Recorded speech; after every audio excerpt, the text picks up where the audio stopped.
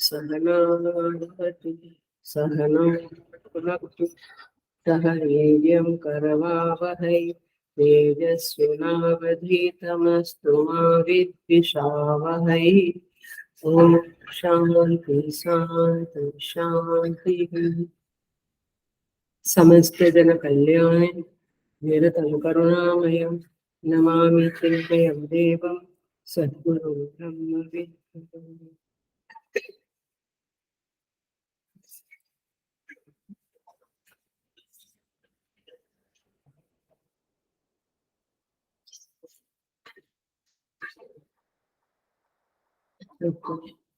So here I welcome you all with great love and great respect in this Prashnopanishad. हम चतुर्थ प्रश्न पे आए हैं। चतुर्थ प्रश्न का 5वां मंत्र के ऊपर हम आए हैं। We'll chant ध्यान shloka and then we'll start. ओम भद्रं कर्णेभिः शृणुयाम देवाः भद्रं पश्येमाक्षभिर्यजत्राः स्थिरैरङ्गैस्तुष्टुवागं सस्तनूभिः यशेम देवहितं यदायुः स्वस्ति न इन्द्रो वृद्धश्रवाः स्वस्ति न पूषा विश्ववेदाः स्वस्ति नस्ताक्ष्यो अरिष्टनेमिः स्वस्ति नो बृहस्पतिर्ददातु। ओम शांति शांति शांति।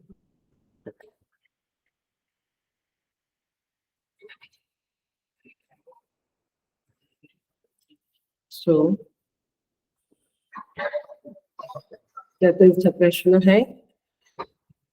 सौर्यायनी गार्ग्य पूछते हैं अतः एनम सौर्यायनी गार्ग्य पप्रच्छ। क्या पूछते हैं? भगवन् एतस्मिन् पुरुषे कानि स्वपन्ति कानि अस्मिन् जागृति। कौन सोता है कौन जागता है। कतर एष देव स्वप्नान् पश्यति। कौन देव स्वप्न को देखता है। कस्य एतत् सुखं भवति। किसको यह सुख अनुभव होता है। कस्मिन् सर्वे संप्रतिष्ठिता भवन्ति इति। तथा किसमें ये सब लोग प्रतिष्ठित होते हैं। इस तरह से 5 प्रश्न है। 2 प्रश्न के उत्तर हमने द्वितीय मंत्र और तृतीय मंत्र में देखे। सेकंड थर्ड में और फोर्थ में देख लिए। अब कतर एष देवः स्वप्नान् पश्यति। कौन देव स्वप्न को देखता है। इस प्रश्न का उत्तर अब 5वें मंत्र में आता है। इसे आज हम थोड़ा भाष्य से देखेंगे। आर यू रेडी विथ भाष्य? है ना आप सबके पास भाष्य?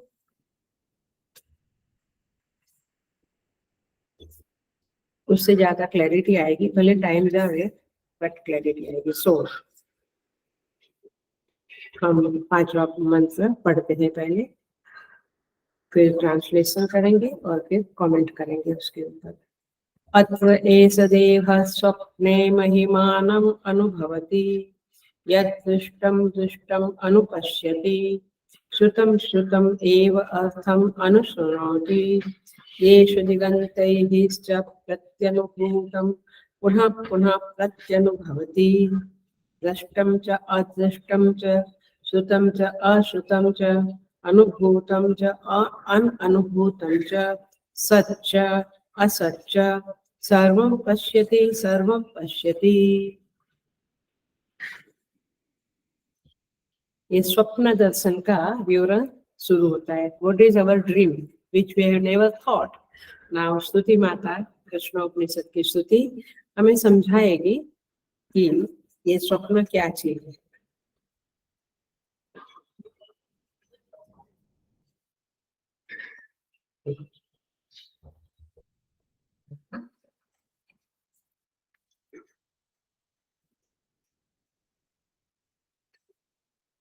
अत्र माने इस अवस्था में, माने स्वप्नावस्था में, एष देवः, यह देव, यह देव कौन? देखते हैं। यह देव स्वप्ने महिमानम अनुभवति,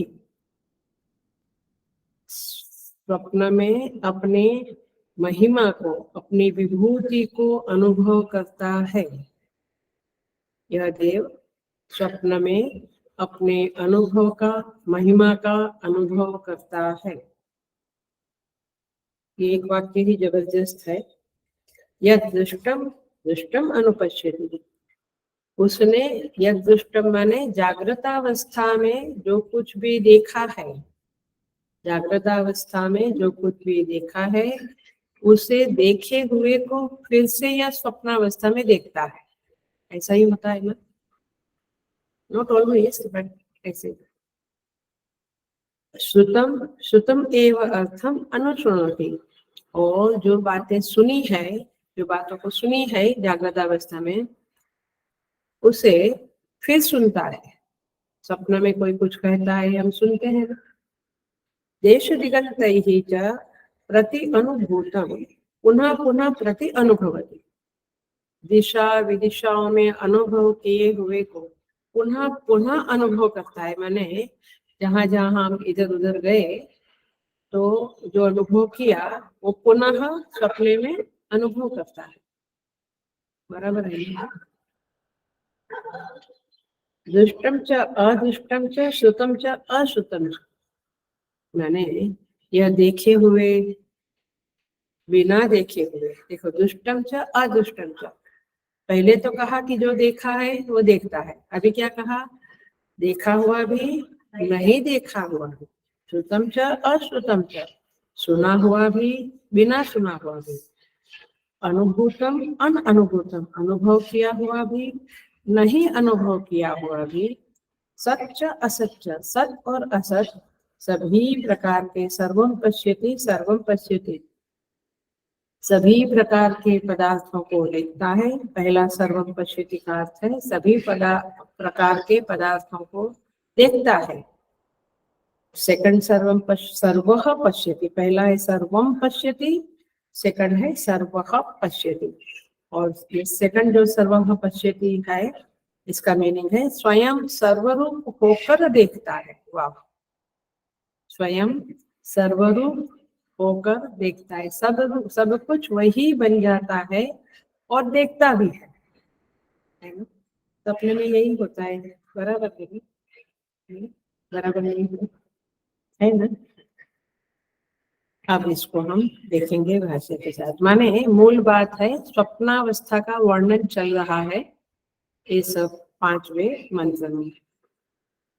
वैसे तो इजी है, ऐसा ही लगता है कि हम जो दिन में देखते, सुनते, बोलते हैं वही वापस वापस सपने में देखते, सुनते हैं, और कभी देखा नहीं देखा वो भी दिखता है। ये हमारी स्वप्नावस्था का वर्णन है। अब थोड़ा टेक्निकली देखेंगे, टेक्निकली माने शास्त्रीय तरह से इसको देखते हैं।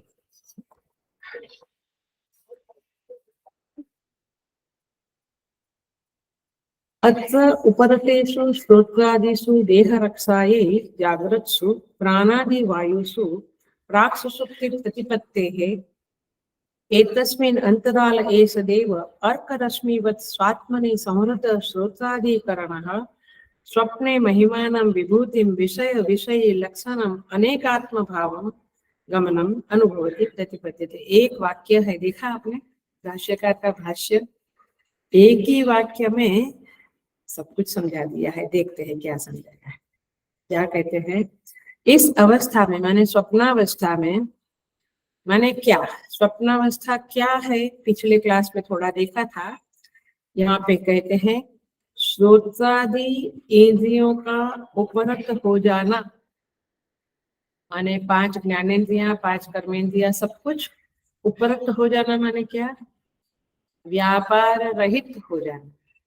व्यापार रहित माने आंख देखने का काम करती है, कान सुनने का, वो कोई व्यापार नहीं होता है। इंद्रियां व्यापार रहित होती है, उसे कहते हैं इंद्रियां उपरक्त हो गई। तो अब फिर पूछा था कौन जागता है, तो क्या कहा था? कौन जागता है? जब स्वप्नावस्था में इंद्रियां उपरक्त हो जाती है तो जागता कौन है? हेलो, एक ही वीक हो गया। प्राण जागते हैं, याद आया? प्राण जागते हैं। तो प्राण जो जागते हैं, क्यों जागते हैं? देह की रक्षा के लिए जागते हैं। सो देह की रक्षा के लिए प्राण जागता है, और उसके जागते रहने पर इंद्रियां उपरत हो गई, प्राण जागते हैं देह की रक्षा के लिए। अब सुषुप्ति आई नहीं है। सुषुप्ति माने डीप स्लीप, गहरी नींद नहीं आई है अभी अपने को। उस समय में, उसके पूर्व में, माने सुषुप्ति आने के पूर्व में, सुषुप्ति में क्या होता है? मन को धकेल दिया जाता है गहरी निद्रा में, लेकिन उसके पहले की स्थिति है, मन को धकेला नहीं है अभी, माने मन लीन नहीं हुआ है। ऐसी स्थिति में इसे कहते हैं स्वप्नावस्था, अथवा जागृति के और सुषुप्ति के मध्य की स्थिति, ऐसा समझो। स्वप्न क्या है? जागृत भी नहीं, सुषुप्ति भी नहीं, बीच की स्थिति, अंतराल शब्द लिखा है इधर। प्राक सुषुप्ति प्रतिपत्ति है, माने सुषुप्ति आने के पहले और जागृत और सुषुप्ति के अंतराल में इसे स्वप्न काल कहते हैं, स्वप्नावस्था कहते हैं। इसमें यह देव जिसने सूर्य की किरणों के समान श्रोत्रादि इंद्रियों को अपने में लीन कर दिया है। जैसे एग्जाम्पल याद है ना, सेकंड मंत्र, जैसे किरणें शाम होते होते, सूर्यास्त होते होते सूर्य में विलीन होती है, सूर्योदय होने पर वे वापस प्रस्फुटित होती है, बाहर निकलती है। इसी तरह से सूर्य की किरणों के समान श्रोत्रादि इंद्रियों को जिसने अपने में लीन कर दिया है, अब इंद्रियां मन में लीन हो गई है। ऐसा स्वप्नावस्था में अपनी महिमा को देखते हुए, यहाँ पे क्या लिखा है? वह अपनी महिमा का अनुभव करता है। कौन? मन, मनोदेव, मन देवता। थोड़ा आगे आएगा, आपको विचार आएगा कि, और अन्यथा विचार आएगा, उसको हम क्लियर करेंगे। अभी हम इतना ही समझते हैं। तो विभूति को, महिमा को अनुभव करता है। तो भाष्यकार लिखते हैं विभूति क्या है? क्या विभूति को अनुभव करता है ये मन देवता? विषय, देखिए भाष्य बहुत सुंदर है। विषय विषयी लक्षणम, कोमा करो, कोमा करो तो आपको और जाएगा। ये विभूति क्या है? विषय और विषयी लक्षण विभूति है। माने विषय माने ऑब्जेक्ट ऑफ द वर्ल्ड, विषय माने सब्जेक्ट। ये फूल पड़ा है तो ये फूल क्या है? विषय है, और उसको देखने वाला मैं विषयी। पकड़ में आई बात? तो विषय विषयी लक्षण वाला जो है, माने विभूति क्या है? महिमा क्या हुई? विषय भी दिखता, विषय भी दिखता है। दिखता है सपने में, मैं फूल को सूंघ रहा हूँ, मैं पानी पी रहा हूँ, दिखता है, सपने में ही दिखता है। मैं प्रवचन सुन रहा हूँ, आता है ये सब सपना में प्रवचन सुनते नहीं आएगा, क्योंकि वो संस्कार दृढ़ नहीं है, खाने पीने के संस्कार दृढ़ है, वो आएगा, अथवा बाहर की दुनिया का कुछ कुछ आएगा। लेकिन ऐसा होना चाहिए कि सपने में पूरा प्रवचन पुनः सुने हम। आई नो, इधर से बाहर गए तो भूल जाता है, तो सपने में आने के लिए थोड़ा उसकी वासना बननी चाहिए। Anyway, तो विभूति माने विषय, विषयी लक्षणम, ये उसकी महिमा है। माने सुनना ज्ञान से। हेलो, मन अकेले ही स्वयं विषय बनता है और विषय भी स्वयं ही बनता है, ये बात है। स्वप्न में जो मैं दिखता है और पानी भी दिखता है और फूल भी दिखता है, मंदिर भी दिखता है, ये सब क्या है? मन स्वयं है। पकड़ी बात आपने? ये मन ही स्वयं ये सब कुछ देखता है, अरे बनता है, देखता भी है और बनता भी है। देखने वाला भी वह है, माने दृष्टा भी वह है, दृश्य भी वह है। तो मन ही विषय विषयी बनता, देखने वाला वैसे क्षेत्रज्ञ है, बट ये तमाशा जो है ये मन का है, विषय भी और विषय भी। भोक्ता भी वही बनता है, भोग्य भी वही बनता है। भोक्ता भी वही बनता है, भोग्य भी वही बनता है। अब देखिए यहाँ पे एक और शब्द लिखा है जो बड़ा इंपॉर्टेंट वर्ड है, विषय विषयी लक्षणम। आगे देखना, अनेकात्म भाव गमनम अनुभवती। अब दूसरा क्या होता है इस मन के साथ स्वप्नावस्था में? दूसरी क्या चीज होती है? एक तो ये होता है कि वही विषय बना, वही विषय बना, माने ऑब्जेक्ट भी वह बना, सब्जेक्ट भी वही बना। ठीक है, ये हुआ। अब दूसरा क्या हुआ? अनेकात्म भाव गमनम अनुभवती, माने अनेक प्रकार के जो चित्र विचित्र जो दृश्य है वह सब कुछ मन ही बनता है। पकड़ा बात आपने? मन ही स्वप्न में सब कुछ बनता है ना, कि एक्चुअल वृक्ष आके बैठता है आपका, एक्चुअल वृक्ष आता है, एक्चुअल फूल आता है, एक्चुअल पानी आता है? कुछ नहीं आता है। यह मन ही सब कुछ बनकर तमाशा हमको दिखाता है। पकड़ी बात आपने? सो देखिए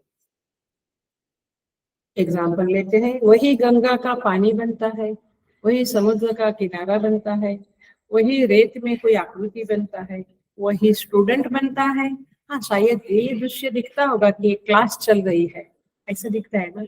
हमको तो दिखता था क्योंकि हम वेदांत कोर्स में तो day and night 5-5 class attend करते थे, तो फिर दिखता था क्लास ही दिखेगा, स्वामी जी दिखेंगे, आचार्य जी, और स्टूडेंट्स दिखेंगे। विद्यार्थी भी कौन बना? मन। आचार्य भी कौन बना? मन। और उपनिषद ग्रंथ कौन बना? मन ही बना, सब कुछ मन बना। तो इसको क्या कहेंगे? अनेकात्म भाव गमनम अनुभवती। पकड़ी बात आपने? पहला पैराग्राफ की लास्ट लाइन, अनेकात्म भाव, विषय विषय लक्षणम नंबर 1 एंड नंबर 2 अनेकात्म भाव गमनम। दो चीज मिली आपको, विषय विषय भी मन बना और अनेकात्म भाव भी मन ही बना। ये होता है सपने में, क्लियर अनुभव आता है ना। तो ये है, ये क्या है? ये मन की लीला है, मन का महिमा है, मन का वैभव है, विभूति है। आया? सो अब जरा सा मैं साधना, माने ये टेक्निकल बातें हैं बट उसको थोड़ा साधना से कनेक्ट कर रही हूँ, ध्यान से सुनना। तो परमेश्वर की महिमा क्या है?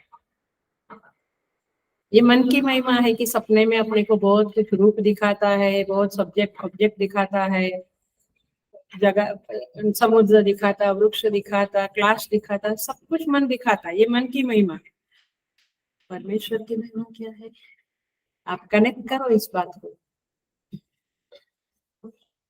परमेश्वर की महिमा भी वही है। हेलो, बिल्कुल अटेंशन से सुन के पकड़ लेना, आपको साधना में बहुत मदद होगी। परमेश्वर की महिमा यह है कि वह भी हेलो विषय विषयी बन जाता है ना। जैसे मन सपने में सब कुछ बनता है, वैसे ये जो दुनिया दिखती है विषय विषयी रूप से, वह कौन बना है? परमेश्वर बना है। कनेक्शन आया? माने भगवान रोज रोज हमको कहते हैं कि यार स्वप्न में तू जो देखता है वो बाहर देखना, मैं ही सब कुछ बना हुआ। परमेश्वरी विषय विषयी रूप से विराजमान है और परमेश्वरी अनेक आत्मा भाव को प्राप्त किए हुए है। सब कुछ परमेश्वर के रूप है। या जा ठिकाणी मन जाय माझे, त्या त्या ठिकाणी निज रूप तुझे, मीठे भी तो मस्तक जा ठिकाणी, केथे तुझे सद्गुरु पाय दूं। है ना? मैं जिधर नमन करूं आपके चरण है। वाह, यह है साधना। इसलिए प्रश्नोपनिषद पढ़ लिया नहीं बोलना, इसके साथ कनेक्शन नहीं हुआ साधना का तो नो वे, नो मीनिंग। सो ये है आपका आज के क्लास का एसेंस। ऐसा ही समझ लो, माने पूरी स्वप्नावस्था का जो वर्णन आएगा हम करेंगे, पूरी टेक्निकलिटी का सब कुछ पढ़ेंगे, लेकिन आपकी साधना तो यही बनेगी कि जैसे स्वप्नावस्था में मन अनेकात्मा भाव को प्राप्त करता है, विषय विषयी रूप से प्रकट होता है, ये उसकी महिमा है, वैसे परमात्मा की भी महिमा है कि वही इस जगत में विषय विषयी रूप से प्रकट होता है।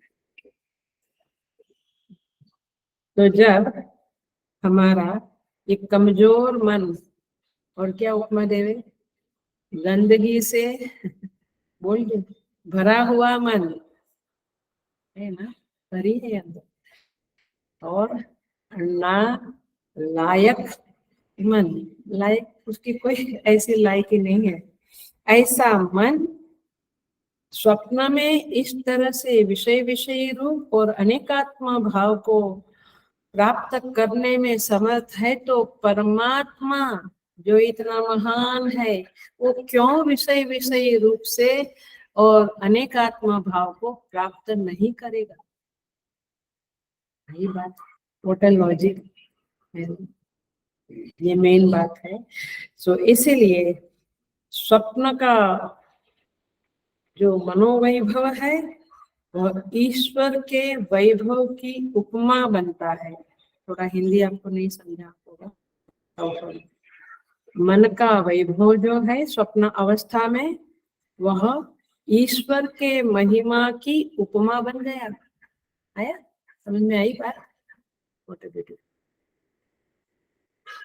सो ये है पहला पैराग्राफ भाष्य का, बिल्कुल भाष्य के साथ ही गई हूं मैं और उसी को हम समझ रहे हैं। I dare not do the whole bhashya क्योंकि बहुत बड़ा है, 3-4 क्लास लेगा और आप लोग चले जाएंगे क्लास में से ऐसा भयंकर है, बट फिर भी अब यहाँ पे कहते हैं, ये बहुत ही लॉजिकल क्वेश्चन है और बुद्धिमत्ता वाला क्वेश्चन है, ध्यान से सुनना और समझना।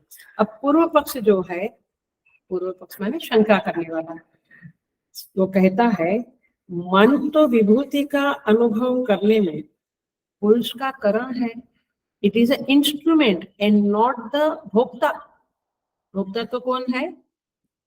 भोक्ता माने एंजॉयर कौन है हमारे अंदर? मैं माने क्षेत्रज्ञ। गीता का 13 चैप्टर में आता है ना, क्षेत्रज्ञ। क्षेत्रज्ञ है यह जो मैं है, क्षेत्रज्ञ वही भोगता है, वही देखता है, सुनता है, खाता है, पीता है, सोता है, जागता है, वही। तो आप, ये पूर्व पक्ष पूछता है, मैंने श्रुति में शंका उठाता है कि ये अनुभव करने वाला मन कैसे हो सकता है? वो तो करण है, करण माने साधन है, it's instrument, it's a faculty in my body, है ना? फैकल्टी, ये कैसे अनुभव करता है? अनुभव तो क्षेत्रज्ञ करेगा, भोक्ता माने मैं करने वाला हूँ, मेरा नाम क्षेत्रज्ञ है फॉर टाइम बिंग। मैंने with respect to this question चल, तो मन स्वतंत्र रूप से अनुभव कैसे करता है? ये महिमा जो है वो केवल मन की महिमा है, ऐसे कैसे कही जाती है? क्या ये सच है क्या? ये किसकी महिमा माननी चाहिए? एक्चुअली तो क्षेत्रज्ञ की महिमा माननी चाहिए, है ना, क्योंकि मैं इसको भोगता हूँ। तो मन की जगह आप क्षेत्रज्ञ क्यों नहीं बोलते हैं, ऐसा प्रश्न उठाया गया है। पकड़ा? पकड़ा नहीं? पकड़ा। माने मन भोग भोग करता है, मन सारा कुछ देखता है। सपने में हम जो कुछ देखते हैं वो मन के कारण है। मन देवता ही इसका कारण है, ऐसा श्रुति माता ने कह दिया। अब पूर्व पक्ष क्या कहता है? मन तो कारण है, इंस्ट्रूमेंट है। अब ये पेन है, ये पेन स्वयं लिखेगी? पेन लिखती है, ये सच है। पकड़ लेना, पेन लिखती है, ये सच है। लेकिन पेन को पकड़ने वाला वास्तव में लिखता है, पेन नहीं लिखती है। आया? तो मन देखता है सपने में सब कुछ, लेकिन वास्तव में मन देखता है कि क्षेत्रज्ञ देखता है? लेकिन अब देखो भाष्य का, अब आपको इतना तो नहीं समझा सकूंगी, बट थोड़ा हम देख लेते हैं। तो भाष्यकार कहते हैं ना, माने नहीं, मन ही देखता है। अब देखो, प्योर वेदांत वाला ये क्लास है, आज का क्लास प्योर वेदांत है, समझना। तो कहते हैं कि यह तो क्षेत्रज्ञ देखता है। भाष्य का माने पूर्व पक्ष कहता है तो क्षेत्रज्ञ देखता है। अब सिद्धांत पक्ष भगवान भाष्यकार शंकराचार्य जी कहते हैं ना ऐसा दोष, ये आप कहते हैं उसमें दोष नहीं है, लेकिन एक वाक्य बोलती हूँ, पकड़ लेना। लेकिन क्षेत्रज्ञस्य स्वातंत्र्यस्य मनो उपाधिकृतत्वात्, मन उपाधिकृतत्वात्, क्षेत्रज्ञ जो देखता है वो मन की उपाधि से देखता है। उपाधि मन की नहीं होती तो नहीं। अच्छा अच्छा, मैं लिखता है तो पेन है तो लिखता है, अंगुली से थोड़ा। आया? तो ये पेन मेरी क्या बनी? उपाधि, कारण बना, साधन बना। तो मन साधन है, तो आप ऐसा क्यों कहते हैं कि मन देखता है? तो देखिए, भाष्यकार कहते हैं क्षेत्रज्ञ का स्वातंत्र्य मन की उपाधि के कारण है। क्षेत्रज्ञ जो कुछ देखता है वो मन की उपाधि के कारण देखता है। ये बात सच है। मन की उपाधि नहीं होती तो नहीं देखता। देखिए, सो अब देखो, वास्तव में जो चेतन है उसमें विषय विषयी भाव उपस्थित होता ही नहीं। चेतन जागता है। चेतन, हम कहते हैं ना क्षेत्रज्ञ ये सब देखता है, महिमा को। महिमा को देखता है कब देखता है? स्वप्नावस्था में देखता है। करेक्ट? तो ये क्षेत्रज्ञ जो है वो सोता है, वो जागता है। अब आई वेदांत की, पक्का वेदांत आया। तो वास्तु क्षेत्रज्ञ माने चेतन, तो उसमें विषय विषयी भाव उपस्थित नहीं होता है। समझ में आया? वह न सोता है न जागता है। इस जीव के ऊपर, इस चेतन के ऊपर मन की महिमा का आरोप किया जाता है, सुपर इम्पोजिशन किया जाता है। तब हम बोलते हैं, हम अविद्या युक्त मूर्ख लोग बोलते हैं, मैं सोया, मैं जागा, मैं देखा। वास्तव में आई बात। अब ये थोड़ा माने क्लिष्ट है, कठिन है, धीरे धीरे समझेगा तब तो वेदांत ऐसा एक दिन में नहीं समझता है, सालों बीत जाते हैं तब वेदांत समझ। सो ये महिमा तो मन की महिमा है, क्योंकि जब वह क्षेत्रज्ञ मन वाला होता है तब मन की महिमा का आरोप उसके ऊपर होता है। तो महिमा तो मन की है, विषय विषयी भाव तो मन का होता है, मन की महिमा है, चेतन की नहीं है। तो क्षेत्रज्ञ की महिमा हम जब बोलते हैं कि मैंने देखा रात को सपने में, तो क्यों ऐसा बोलते हैं? मन ने देखा, उसका आरोप मैंने मेरे ऊपर किया। मैं पतला, मैं मोटा, मैं मूर्ख, मैं बुद्धिमान, किसके आधार से? बुद्धि के आधार, बुद्धि का आरोप हुआ मेरे ऊपर, मेरे मन क्षेत्रज्ञ के ऊपर, तब मैं बुद्धिमान। क्षेत्रज्ञ स्वयं न बुद्धिमान न मूर्ख, वो तो अपने स्वरूप में स्थित है। पकड़ में आती है बातें? तो ये है वेदांत। तो आरोप के कारण ऐसा लगता है कि क्षेत्रज्ञ सोता है, जागता है, देखता है। तो आरोप ना करके अब एकदम क्या बोलेंगे, मैं स्टैम्प वाला वाक्य बोलती हूँ। तो इस भाष्य में, इस मंत्र में श्रुति माता ने क्षेत्रज्ञ के ऊपर आरोप न करके मन को ही महिमावान बताया, पकड़ा। ऐसे तो दोनों साथ में ही होते हैं, दोनों होगा तभी होगा काम। लेकिन इस मंत्र में श्रुति ने ये मिश्रण न करके, आरोप न करके, केवल मन ऐसा सब कुछ महिमा देखता है ऐसा कह दिया।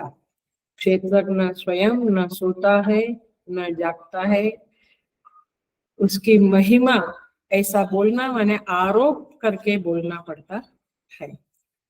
इसलिए ये जागृत अवस्था, ये स्वप्नावस्था, ये सुषुप्ति अवस्था, 3 अवस्था में हम जाते हैं। Dream state, wake state, dream state and deep sleep state. तो ये तीनों स्टेट जो है वह उपाधि के कारण है ऐसा बोला जाता है। मैंने शरीर की उपाधि के कारण, मन की उपाधि के कारण ये 3 अवस्था में हम जाते हैं। बट वास्तव में जो मैं है आत्म तत्व, वो ना कहीं जाता ना आता है। तो इसीलिए यहाँ पे कहते हैं, देखिए मैं पढ़ती हूँ, आपको थोड़ा समझ में आवे तो अच्छी बात है। तो भगवान भाष्यकार कहते हैं कि इसमें कोई दोष नहीं है कि मन को ही हम उपाधि वाला कहते हैं अथवा मन की महिमा कहते हैं, क्योंकि क्षेत्रज्ञ की स्वतंत्रता मन की उपाधि के कारण है। वास्तव में क्षेत्रज्ञ न सोता है न जागता है, उसका जागना सोना मन की उपाधि के कारण है। बृहदारण्यक उपनिषद में कहते हैं स धी माने बुद्धि, सधी स्वप्नो भूत्वा ध्यायति इव लीलायति इव, मैंने बुद्धि से तादात्म्य करके, आइडेंटिफिकेशन करके यह जीव ध्यान करता है, बोलता है, ऐसा कहा जाता है। वास्तव में वह तो शांतम शिवम है। इसलिए विभूति के अनुभव में मन की स्वतंत्रता बतलाना न्याय युक्त है। It is a logical that we tell कि मन इज स्वतंत्र इन इट्स महिमा। सो इस तरह से यहाँ पे कहा है। मैं अभी भाष्य भी देखती हूँ, माने कर लेते हैं हम। देखो समझना है ना, इंटरेस्टिंग है या नहीं, तो मैं आगे बढ़ जाऊँ, चलेगा? जितना समझे उतना, नहीं तो आज नहीं तो कल समझना तो पड़ेगा, उसके बिना नहीं चलेगा, तब तो बुद्धि शुद्ध होगी। सो इस तरह से यहाँ पे कहते हैं, देखो अब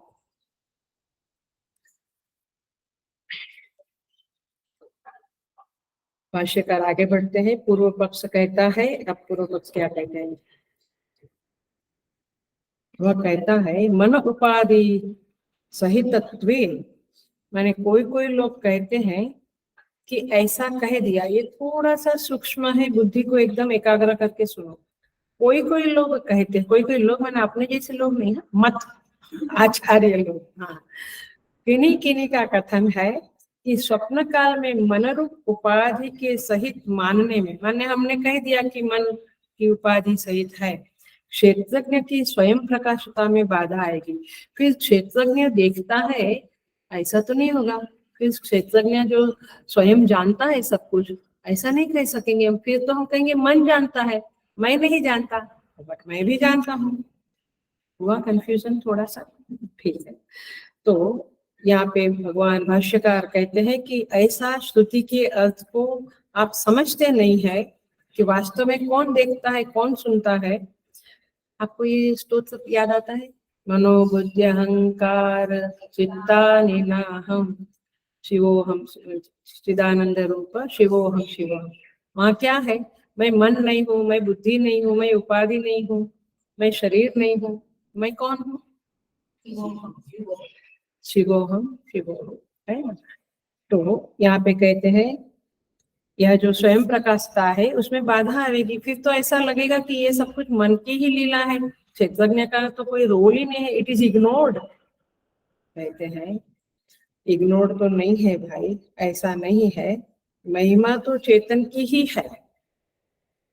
क्योंकि यहाँ पे भाष्यकार कहते हैं मन आदि उपाधि से प्राप्त हुआ स्वयं प्रकाशत्व आदि व्यवहार भी मोक्ष पर्यंत सबका सब अविद्या के कारण है। ये बंधन किसको है? जीव को, माने मन को। मोक्ष किसका होता है? मन का, माने मन की उपाधि से हम अलग हो गए तो फिर हम मुक्त ही है। तो ये बंधन मोक्ष सब कुछ अविद्या की पेरिफेरी में आता है, कैटेगरी में आता है। आया? ये बंधन है, आत्मा को बंधन है, आत्मा को मोक्ष करना है, कुछ नहीं है। इसीलिए आत्मा में कोई अन्य है ही नहीं, एकमेव अद्वितीय, आत्मा एक ही है, सारे जगत में एक ही आत्मा। ये सारा जो अन्य को देखना, एक दूसरे को देखता, एक दूसरे को सुनता, ये सब बात कहाँ है? अविद्या कैटेगरी में है, मूर्खता की कैटेगरी में है। नॉलेज क्या है? आत्मा एकमेव अद्वितीय है। तो इसीलिए ये सारा का सारा अविद्या के कारण है। यहाँ पे कहते हैं जहाँ कोई अन्य सा हो वही अन्य को देखना है, कोई है ही नहीं। आत्म दृष्टि से सब कुछ मैं ही। खुद ही का जब उठा पर्दा, गजब एक माजरा देखा, जिसे मैं बंदा समझता था वह खुद खुदा जाना। ठीक है, बहुत बार बोलती हूँ उन्होंने, समझ में आया? वो मैं ही हूँ सर्वत्र। साधु संतों के जो कबीर वगैरह महापुरुषों के जो चौपाइयां है, दोहे हैं, उसमें यही आता है कि मैं ही सब कुछ हूँ, या ईश्वर ही सब कुछ है। ईशावास्यम आ गया पहला, उसके साथ ही कनेक्शन आएगा। सो इसीलिए इस आत्मा को तो कुछ संसर्ग होता ही नहीं, कुछ है ही नहीं। तो जहाँ पे यत् तु अस्य सर्वम आत्मैव भूत तत्केन कम पश्येत, वेरी फेमस श्लोक है बृहदारण्यक का। जब सब कुछ आत्मा ही है तो कौन किसको देखता है, कौन किसको सुनता है, कौन किसको सूंघता है, कौन किसको स्पर्श करता है? दो है ही नहीं, यहाँ पे द्वंद्व है ही नहीं।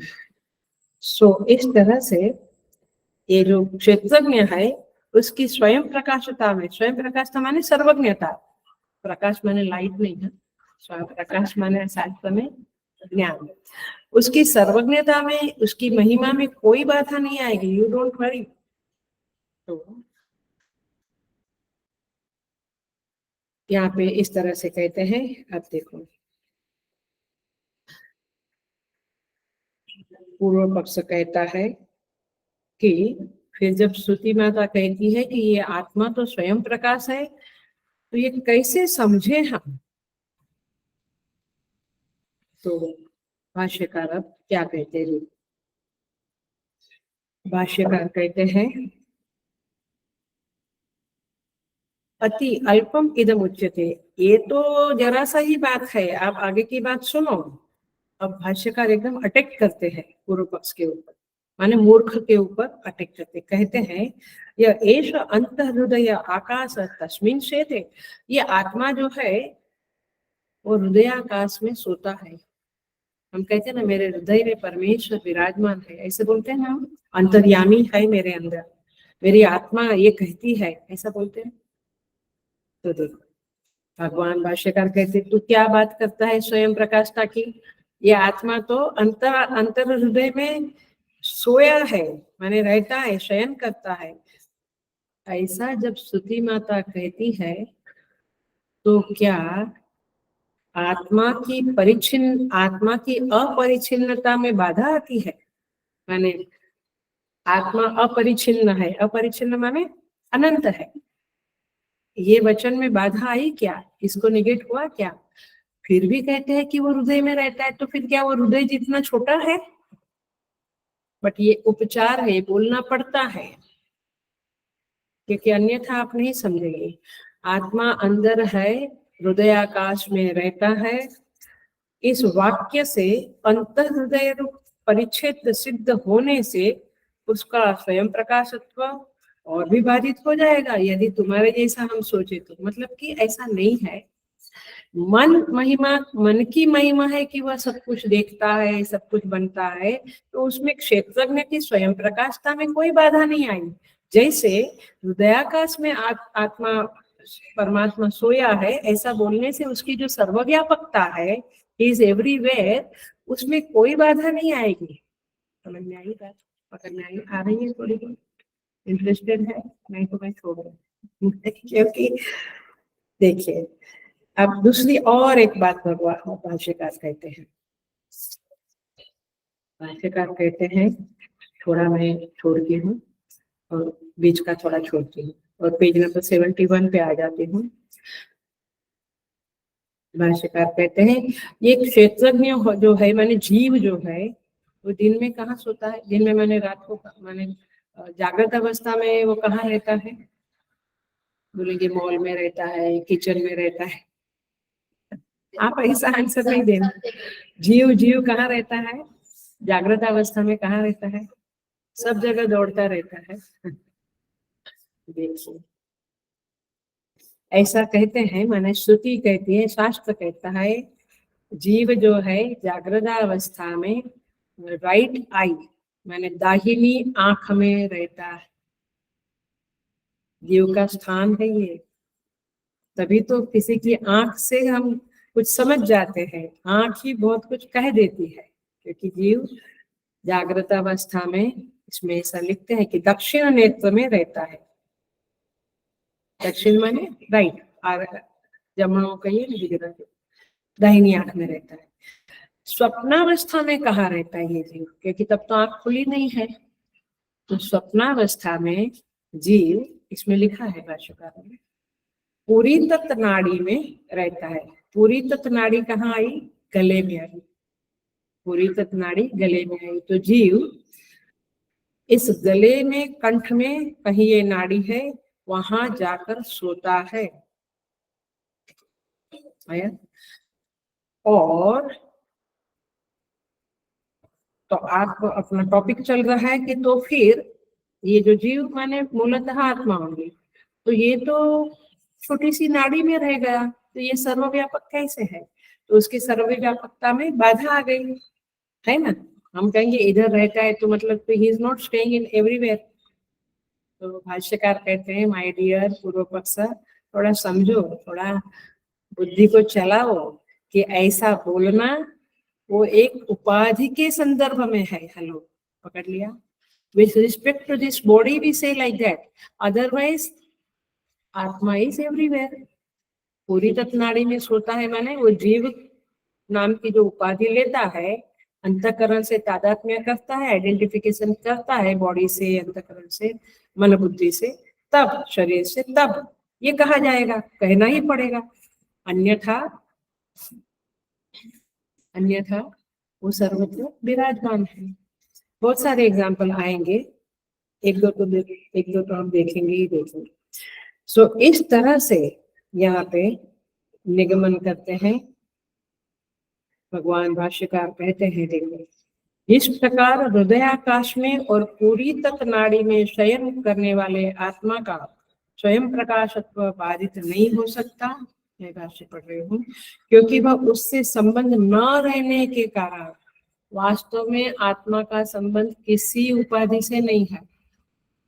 घट में एक मटका है ना, उसमें आकाश है, उसका संबंध मटके से है? कोई संबंध नहीं है। मटका फूटा, मटका नहीं फूटा, वो अपने में है।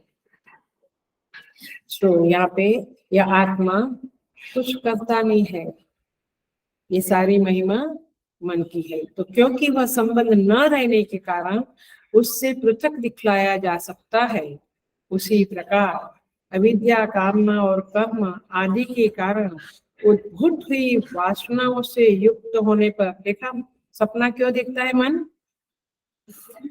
हमारी जो दिन भर के कर्म जो करते हैं, खाना पीना सोना, उसकी जो वासना बनी, वासना माने, वासना माने बोलते हैं ना, वासना है, संस्कार है, क्या? इम्प्रेशन, आपका इंग्लिश बेटर वर्ड है यहाँ पे, इम्प्रेशन, छाप छोड़ते हैं ना। कल कल के गीता के क्लास में आया था, जैसे कस्तूरी ये सब गंध छोड़ते हैं ना, घी है ना, तो जब वॉश किया तो भी कपूर अपना ही डब्बा देखते हैं, बास रह जाती है ना, तो कर्पूर बास छोड़ता है। ऐसे हमारे कर्म हमारे अंतःकरण में बास छोड़ता है, माने बास छोड़ता है, वासना, उसी से वासना होता है। तो वासना क्या है? एक बार कुछ खाया पिया, उसका हमारे अंदर जो रह गया, इंटरेस्ट रह गया, माने इंटरेस्ट माने उसमें रोकने की, माने जो वास रह गई, इम्प्रेशन रह गई, उसे वासना कहते। अब ये मन जो है वो अविद्या के कारण, कामना के कारण और कर्म के कारण वासना युक्त बन जाता है, उसमें सारी वासनाएं पड़ी रहती है, और वह कर्म निमित्तक वासना को अन्य वस्तु के समान देखने वाले तथा संपूर्ण कार्य कर्मों से पृथक बुद्ध दृष्टा आत्मा का स्वयं प्रकाशत्व निवृत्त नहीं किया जा सकता। माने यू कैन नॉट से कि आत्मा स्वयं प्रकाश नहीं है, क्योंकि उसमें कोई वासना नहीं है, इसलिए वो कोई महिमा नहीं करता है। मन में वासनाएं भरी है तो मन स्वप्नावस्था में उस वासनाओं को स्फुटित करता है और फिर दिखाता रहता है, तब हमें सपना आता है। कोई है मेरे आसपास जो कहता है मुझे कभी सपना नहीं आता, आइदर आई एम अवेक, मानी जागृत अवस्था में, या डीप स्लीप में। बोला ग्रेट, रियली ग्रेट, आता होगा शायद, पता नहीं। सो तो वह दृश्य रूप वासनाओं से भिन्न रूप से स्थित है। तो एक क्षेत्रज्ञ है, वो वासनाओं से अलग है, अलिप्त है, उसको कुछ लेना देना नहीं। इसीलिए यहाँ पे कहते हैं, ये कहना बहुत ठीक है कि इंद्रियों के मन में लीन हो जाने पर तथा मन के लीन न होने पर, मन लीन नहीं होता है, वासना लीन होती है। तो आत्मा मनरूप होकर स्वप्न देखता है, माने मन की उपाधि के कारण वह स्वप्न देखता है, ऐसा लगता है। समझ में आया? ऐसा लगता है कि यह आत्मा स्वप्न देखता है मन की उपाधि के साथ, लेकिन वास्तव में मन का ही एक महिमा है। सो इस तरह से यहाँ पे कहा जाता है। सो भगवान कहते हैं, और एक एग्जाम्पल आचार्य लोग देते हैं, आनंद गिरी टीका में कहा है, जैसे बांस की पोल होती है, बांस का वृक्ष देखा है ना, ऐसे लंबे लंबे बांस, हम कहते भूत उसमें रहता है, उसकी गांठें होती है बांस के, कहीं कहीं रहता है बांस, नहीं मैं आपको नहीं पता है बांस को इंग्लिश में क्या कहते हैं मुझे नहीं पता, बट उसमें गांठें, बेम्बू, बेम्बू करेक्ट, राइट, उसमें बीच में गांठ गांठ रहती है और उसके बीच में पोल रहती है, बेम्बू के पोल। हाँ, तो वो पोल में क्या रहता है, जैसे क्या रहता है, आकाश रहता है, स्पेस रहती है। जैसे ये बांस के पोल में आकाश रहता है, तो आकाश परिचिन्न हो गया, परिचिन्न माने सीमित हो गया नहीं, आकाश तो सर्वव्यापी है, स्पेस तो सर्वव्यापी है, वो सीमित नहीं होती है। वैसे परमात्मा ये पूरी तक नाड़ी में हो, हृदयाकाश में हो, जहां भी हो, वो सीमित नहीं होता है, और यही उसकी महानता है, यही उसकी महिमा है। आप सपने में आकाश दिखता, उसको क्या महिमा मिलेगी? तो उसकी अनंतता बाधित नहीं होती है, हृदयाकाश में रहने पर भी अपनी स्वयं सिद्ध सत्ता किसी प्रकार से बाधित नहीं होती है। इसीलिए यह वो विविधता है, माने उपाधि से अलग है, आत्म तत्व उपाधि से अलग है। उसकी विविध रूपता को उपाधि धर्म से अनाक्रांत रहना है, उसे देखते रहना चाहिए, माने वह उपाधि से आक्रांत नहीं होता है। आप देखिए, सो ये तादात्म्य भ्रांतिजन्य है, और इसीलिए वास्तव में कोई संबंध नहीं है। अब देखते हैं, अब कहते हैं विभूति अनुभव प्रकार, पेज नंबर 72 में जाइए।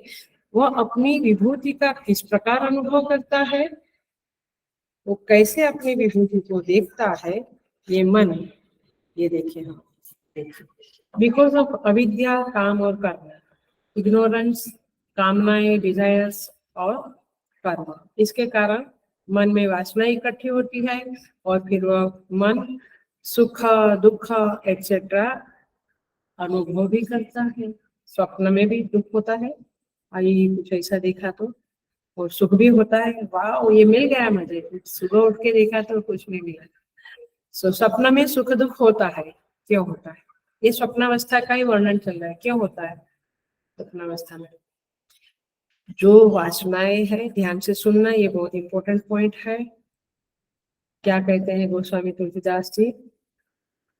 काऊ न को सुख दुख कर दाता, काऊ न को सुख दुख कर दाता, निज कर्म कृत सब भोग कर भ्राता। सब अपने अपने कर्मों का भोग कर रहे हैं सपने में, अपने अपने कर्मों का भोग कर रहे हैं सपना में।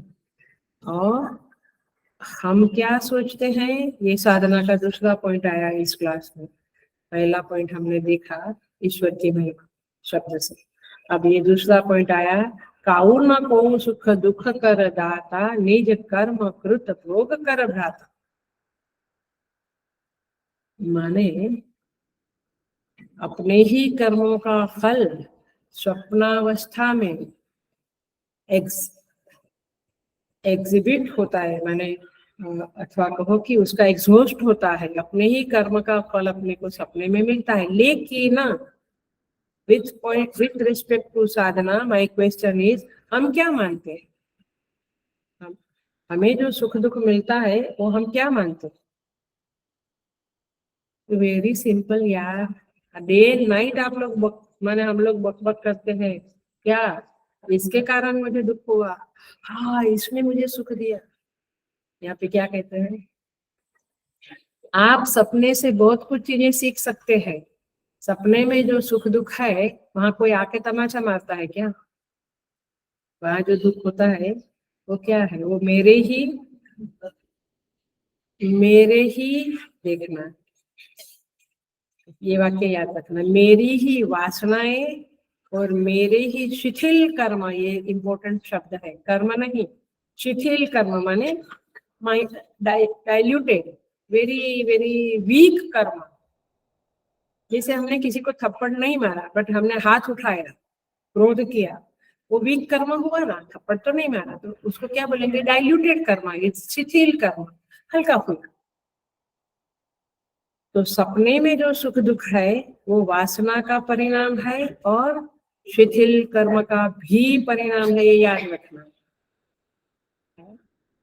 वो शिथिल कर्म जो हो गया उसको कोई सॉलिड फल नहीं मिलेगा।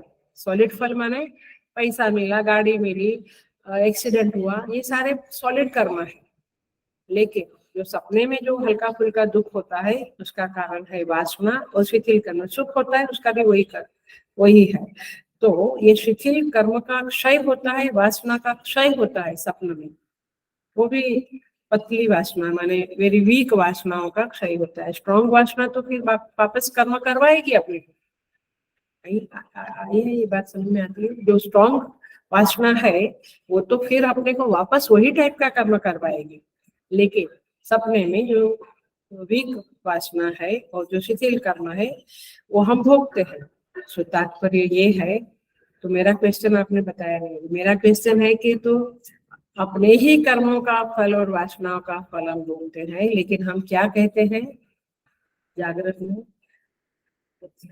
माय डियर, हम कहते इसके कारण मुझे दुख मिला, उसके कारण दुख मिला। हम कभी ये नहीं बोलते कि ओके इट्स माय कर्म, आई एम एक्सपीरियंसिंग दैट फल। हर बार नहीं आता है, कभी कभी तो दूसरों के ऊपर ही हम डाल देते हैं। लेकिन यहाँ ये सपना से क्या सीखना है? खुद का ही कर्म, खुद की ही वासना है, वही तमाशा दिखाती है सपने में और सुखी और दुखी करती रहती है। बहुत ज्यादा दुख नहीं होता है बट हल्का फुल्का दुख सपने में भी हम अनुभव करते हैं ना। We are experiencing the happiness and the pain in the dream, but वो क्या है? मेरा खुद का ही कर्म है, मेरी खुद की ही वासना है।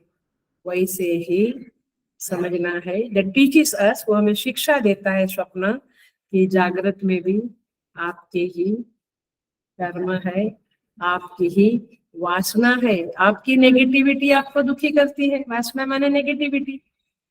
मैंने आपके अंदर एक आदत पड़ गई है बुरा सोचने की, डर भयभीत होने की, किसी के ऊपर अननेसेसरी इल्जाम लगाने की। मैंने ये सब मन की जो आदतें हैं उसके कारण तो होता है ना। सो ये दूसरा लेसन मिला आपको कि ये मन, ये स्वप्नावस्था आपको ये सिखाती है। तो विभूति का अनुभव करता है माने यही अपने ही कर्मों के फलों का अनुभव करता है।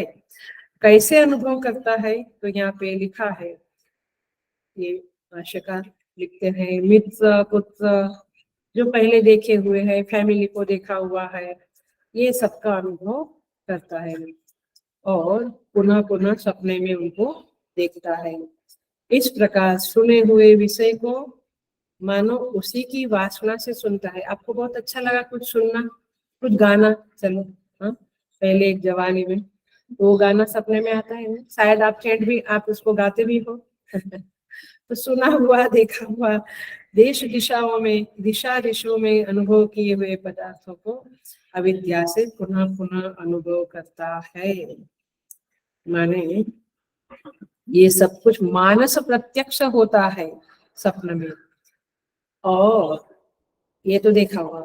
और दुष्ट, यहाँ भाष्यकार, यहाँ श्रुति माता कहती है दुष्टम अदुष्टम, दुष्टम अदुष्टम, श्रुतम अश्रुतम, मैंने सुना हुआ देखा हुआ, लेकिन नहीं देखा हुआ नहीं सुना हुआ भी आता है।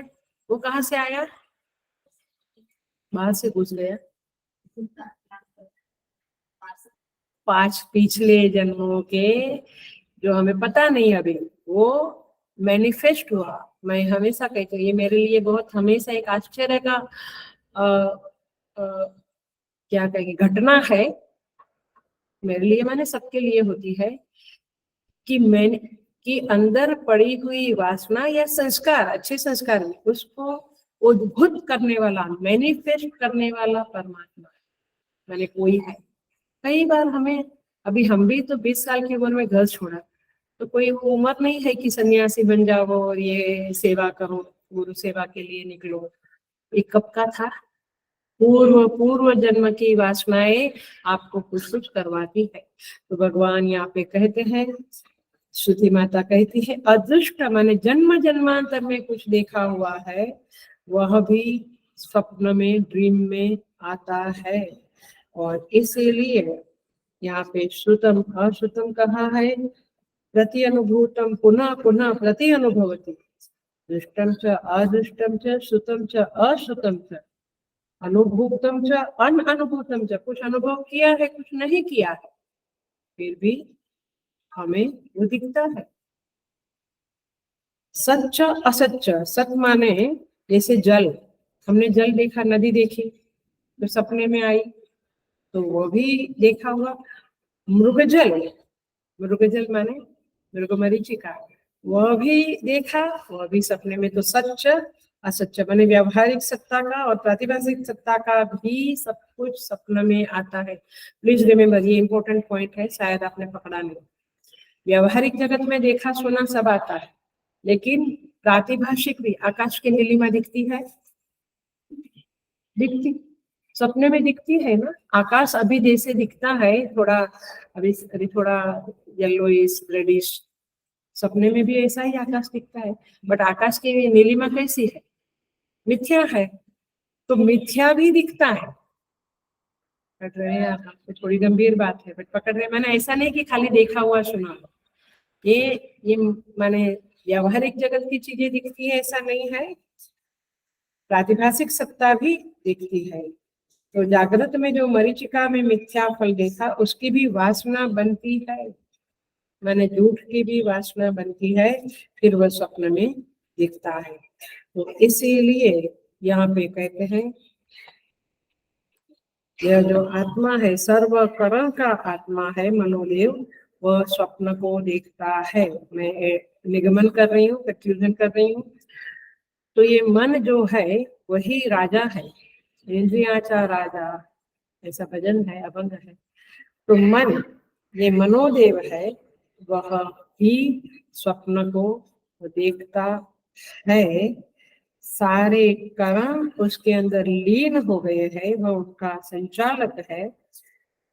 और इस तरह से क्षेत्रज्ञ स्वयं स्वप्न नहीं देखता है। ये आत्मदेव की सापेक्षता में, मैंने आत्मा के संदर्भ में ये प्रतिपादन हुआ।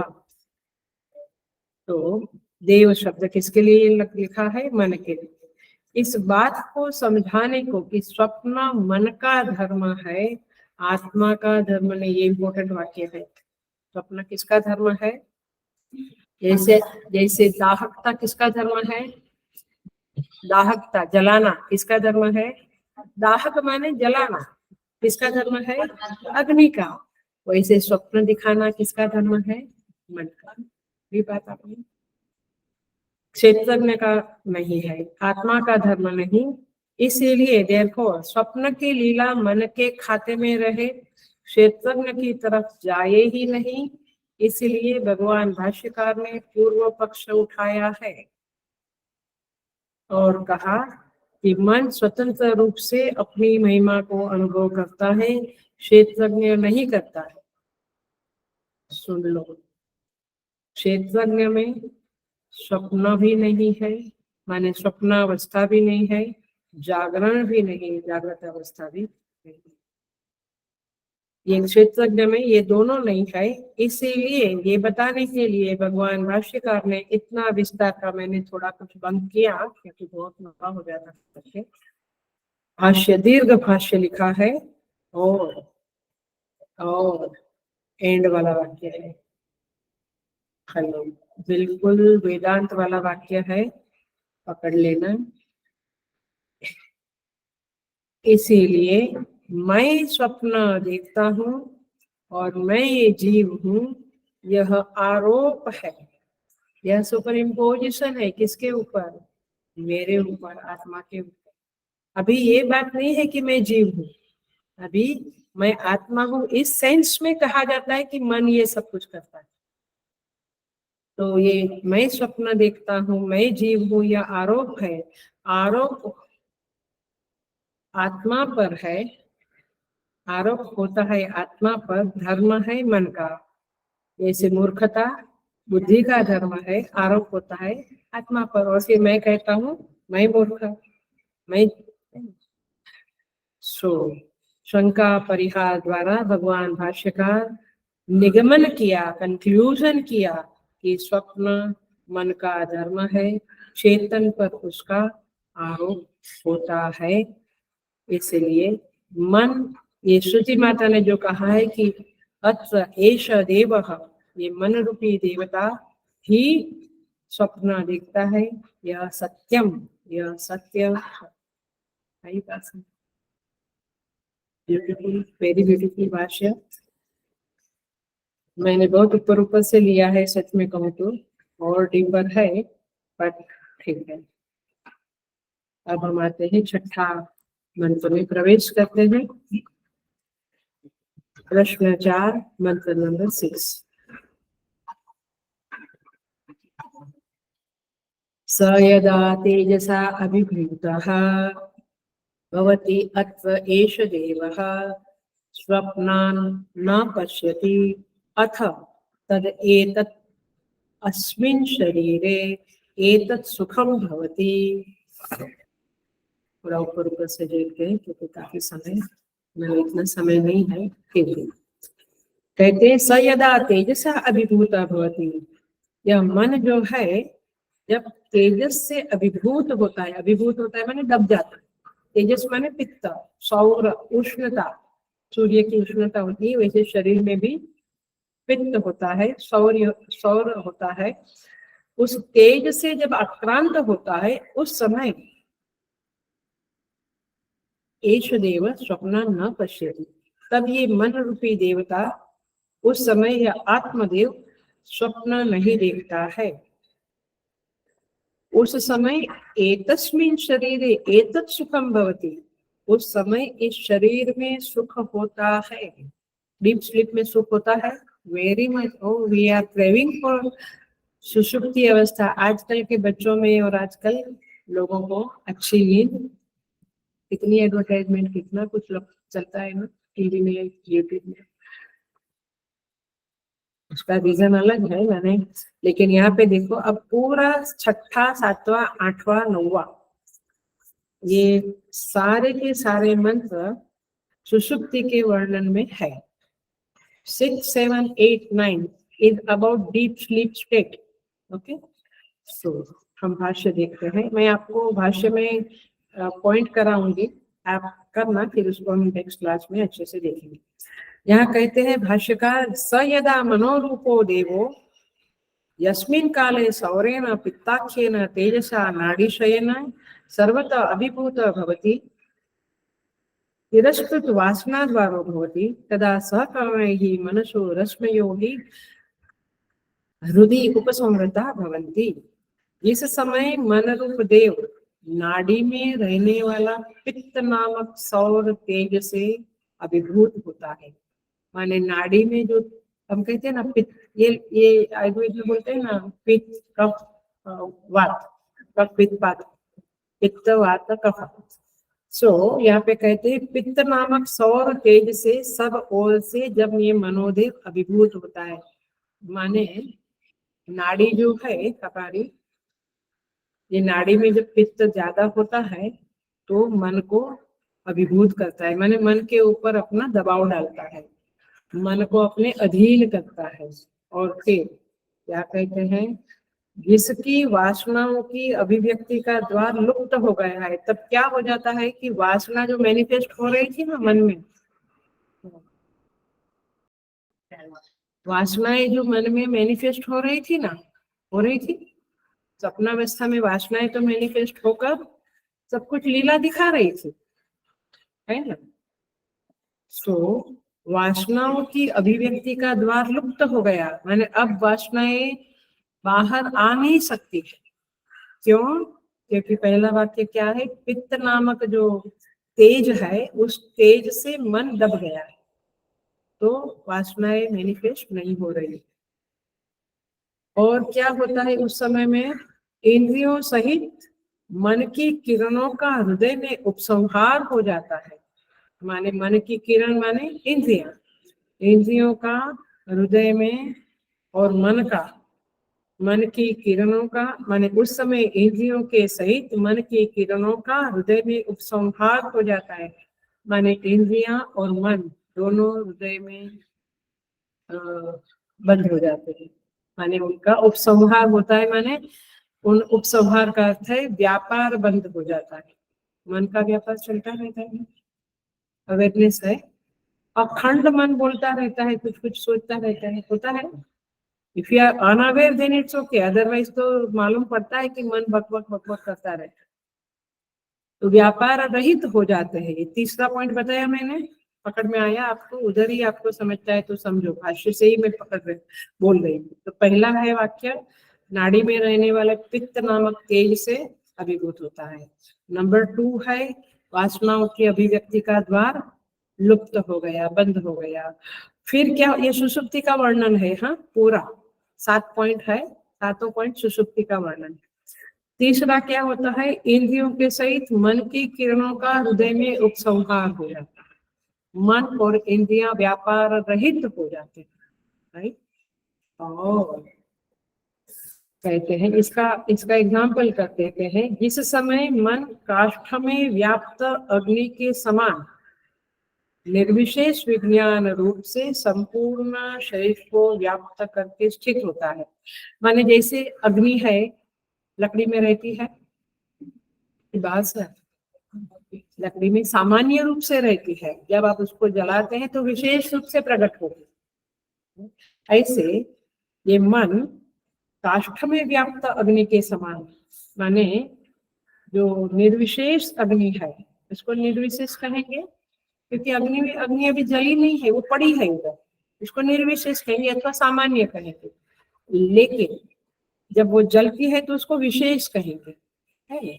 ऐसे यह जो मन है वो सामान्य होकर, निर्विशेष होकर जब सोचने लगता है तो विशेष हो गया, निर्विशेष होकर वह पूर्ण शरीर में विज्ञान रूप से व्याप्त है। विज्ञान रूप माने ज्ञान रूप से, कुछ ना कुछ नॉलेज उसमें चलता रहता है ना, तो संपूर्ण शरीर को व्याप्त करके स्थित होता है। ये कौन सा पॉइंट हुआ? चौथा पॉइंट पकड़ा। आप देखो उस समय वह सुषुप्ति अवस्था में पहुंच जाता है। दैट इज योर सुषुप्ति। डीप स्लीप स्टेट क्या है? नंबर 1, पित्त के तेज ने आपको अभिभूत किया मन को। फिर दूसरा क्या है?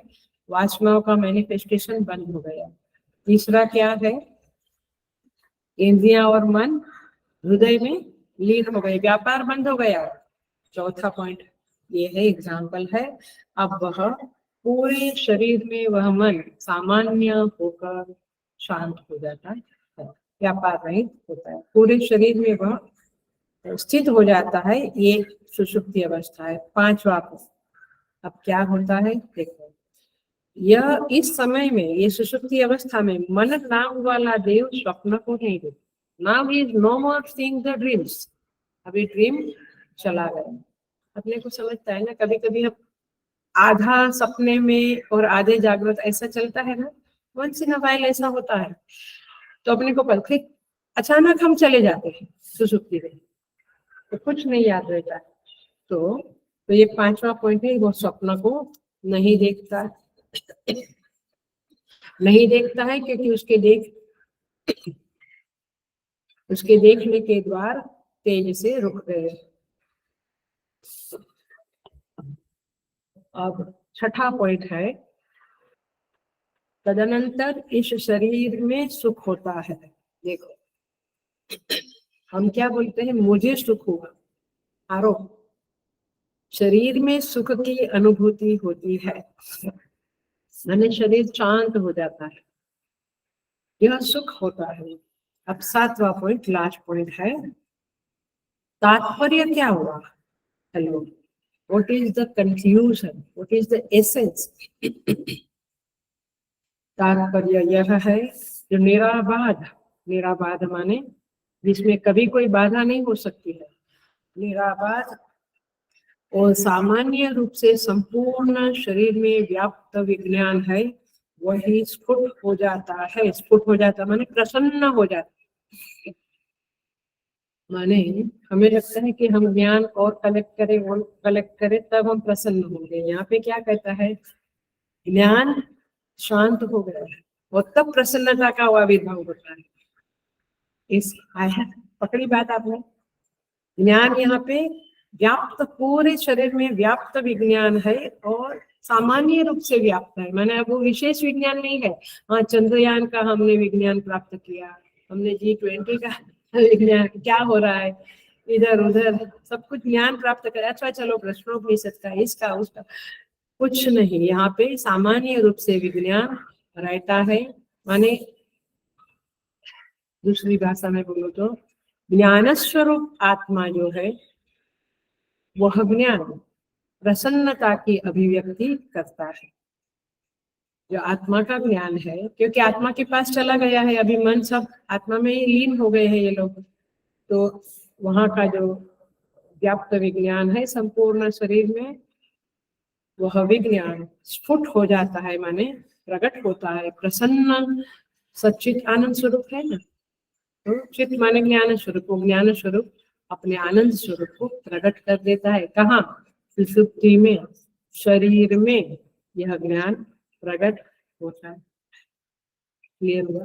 तो 7 पॉइंट मिले आपको स्वप्नावस्था। ये तो ऑफलाइन क्लास में ही है, मैं तो ऐसे लिखने को बोलती थी मैं, ये ऑनलाइन में तो कोई कुछ लिखता नहीं। सो 7 पॉइंट याद रखो। पहला, नाड़ी का पित्त का जो तेज है उससे वह दब जाता है। फिर वासना की अभिव्यक्ति का द्वार लुप्त हो जाता है, इंद्रियों सहित मन हृदय में उपसंहृत हो जाता है। और अग्नि का एग्जाम्पल दिया, जैसे अग्नि सामान्य होती है लकड़ी में, ऐसे ये मन सामान्य रूप से शरीर को निर्विशेष विज्ञान रूप से, माने विशेष विज्ञान में, मन में कंटिन्यूस विज्ञान चलता है ना कुछ, ये निर्विशेष विज्ञान रूप से मन शरीर को व्याप्त करके स्थित हो जाता है। और ये मन वाला देव अब स्वप्न को नहीं देखता है, उसका द्वार जो है देखने का तेजी से रुक जाता है, उसे सुख होता है, और वह सुख जो कि सामान्य रूप से संपूर्ण शरीर में व्याप्त विज्ञान है, वह ही आनंद रूप से, प्रसन्नता के रूप से सुषुप्ति में स्फुट होता है, माने मैनिफेस्ट होता है। ऐसा इस तरह से सुषुप्ति का वर्णन है। और आगे के जो श्लोक है 7, 8 और 9, ये इसी बात को, इसी 7 पॉइंट जो है उसी को कमेंट्री है, उसी की कमेंट्री है उसको भी, और ये 6 नंबर के श्लोक को भी पुनः थोड़ा हम अगले क्लास में देखें। ओम पूर्णमदः पूर्णमिदं पूर्णात् पूर्णमुदच्यते पूर्णस्य पूर्णमादाय पूर्णमेवावशिष्यते। ओम शांति शांति शांति। हरि ओम। श्री गुरुभ्यो नमः। हरि ओम।